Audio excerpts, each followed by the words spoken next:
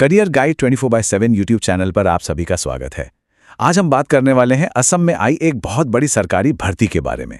जी हां, directorate of land records and surveys ने land records assistant यानी LRA के पदों के लिए एक जबरदस्त मौका निकाला है। तो चलिए इस बारे में सारी जानकारी डिटेल में समझते हैं। तो देखिए, कुल 552 पद हैं। ये कोई छोटा मोटा नंबर नहीं है। 552 वैकेंसीज, मतलब ये उन सभी उम्मीदवारों के लिए एक सुनहरा मौका है जो असम में एक पक्की सरकारी नौकरी की तलाश में थे। आइए इस मौके की पूरी जानकारी को अच्छे से समझते हैं। तो पद का नाम है लैंड रिकॉर्ड्स असिस्टेंट यानी LRA और इसका पे स्केल काफी बढ़िया है। PB2 के तहत 14,000 से लेकर 70,000 तक और साथ ही 6,200 का ग्रेड पे भी मिलेगा। ये एक परमानेंट असम गवर्नमेंट जॉब है। तो अब सबसे बड़ा सवाल कि इस शानदार मौके के लिए कौन कौन अप्लाई कर सकता है। चलिए अब एलिजिबिलिटी क्राइटेरिया यानी कि योग्यता की शर्तों को एक एक करके समझते हैं ताकि ये पता चल सके कि क्या आप इसके लिए योग्य हैं। देखिए, यहां पर 3 मुख्य चीजें हैं। पहली, कम से कम 10वीं पास होना जरूरी है।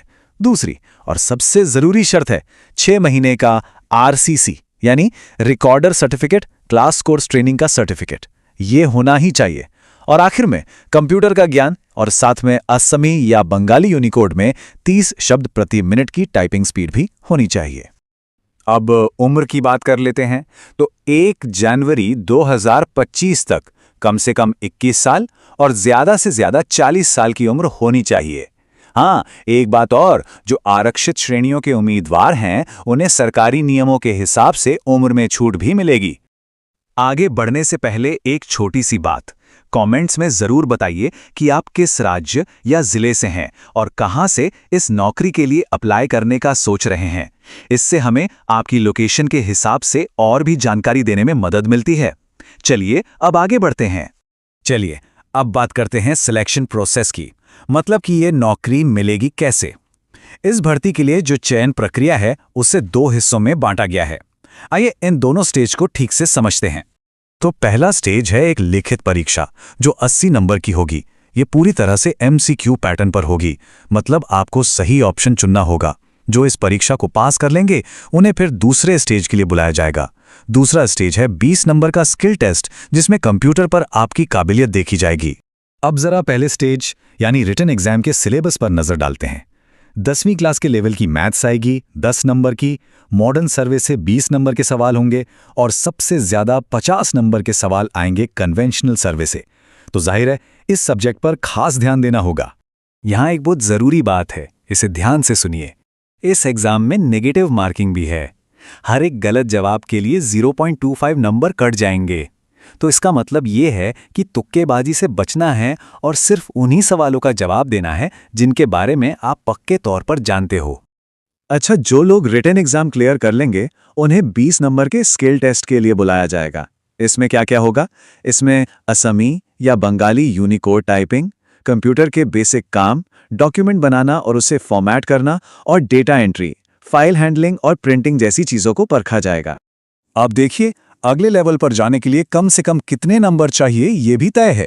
जो जनरल कैटेगरी के उम्मीदवार हैं उन्हें रिटन टेस्ट में 80 में से 32 और स्किल टेस्ट में 20 में से 8 नंबर लाने ही होंगे।